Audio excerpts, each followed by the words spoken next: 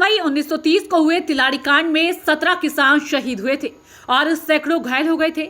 बाद में 68 किसानों पर मुकदमे चले और उन्हें 1 से 20 साल तक कारावास की सजा हुई। जहां देश 1947 को स्वतंत्र हो गया था, वहीं टिहरी रियासत का संवंत शाही दमन चक्र 1949 तक जारी रहा। राजशाही के समय टिहरी रियासत की जनता करों के बोझ से दबी हुई थी। 1930 में राजा ने जंगलों में मुन्नार बंदी का कार्य शुरू करवाया। इससे किसानों की गायों के चरान चुगान के स्थान तक छीन लिए। प्रार्थना करने पर जंगल के अधिकारियों ने उस समय कहा कि गायें बच्चियों के लिए सरकार नुकसान नहीं उठाएगी, उन्हें पहाड़ी से नीचे गिरा दो। यह शब्द आम आदमी व किसानों को मंथने के लिए काफी थे। उन दिनों नरेंद्र नगर में गवर्नर हेली अस्पताल की नींव रखी जानी थी। रवाई जौनपुर के लोगों को भी हुकूमत के ठेकेदारों ने अपने मनोरंजन के लिए नंगे होकर तालाब में कूदने का हुक्म दिया। गरीब जनता पानी में कूदी जरूर, पर बाहर निकली तो मन में विद्रोह की ज्वाला लेकर। रवाई जौनपुर के किसान धीरे धीरे संगठित होने लगे। क्षेत्र की एक पंचायत बनाई गई। बैठक के लिए चांदी डोगरी तिलाड़ी स्थान नियत किए गए। 20 मई 1930 को आंदोलन के प्रमुख नेता दयाराम रुद्र सिंह रामप्रसाद और जमन सिंह आदि को गिरफ्तार कर मजिस्ट्रेट ने जंगलात अधिकारी DFO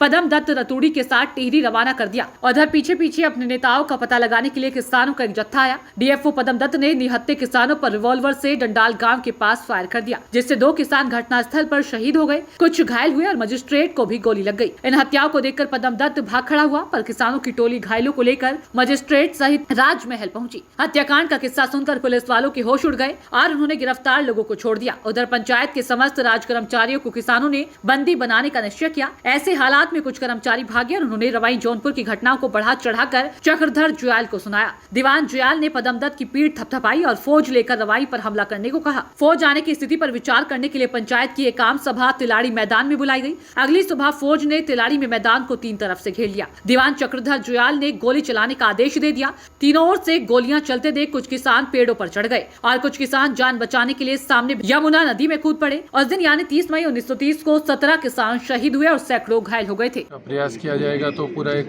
प्लान बनेगा कि उसमें क्या कुछ करने की जरूरत है। उसमें सड़क भी एक विषय होगा।